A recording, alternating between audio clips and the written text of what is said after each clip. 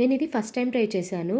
ఒకటే batter prepare చేసుకొని ఇడ్లీ కావాలంటే ఇడ్లీ, దోస కావాలంటే దోస వేసుకోవచ్చనమాట ఈ బ్యాటర్‌తో. ఎలా అంటే 4 కప్స్ ఇడ్లీ రైస్ తీసుకొని అందులో 3/4 కప్ ఉద్దిబెల్లు, తర్వాత కొంచెం మెంతులు వేసుకొని 6-8 అవర్స్ నానబెట్టుకొని 3-4 టైమ్స్ బాగా వాష్ చేసుకొని పిండి ఆడించుకోవాలి.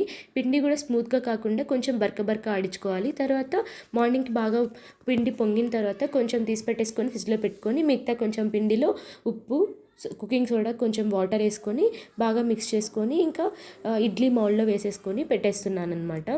ఇడ్లీ కూడా ఎంత సాఫ్ట్గా వచ్చిందంటే చాలా సాఫ్ట్గా వచ్చిందండి.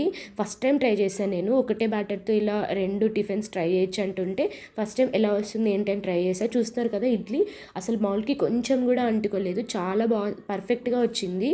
నెక్స్ట్ దోశ కూడా ట్రై చేశాను. దోశ కూడా చాలా బాగుందండి, టేస్ట్ కూడా అసలు.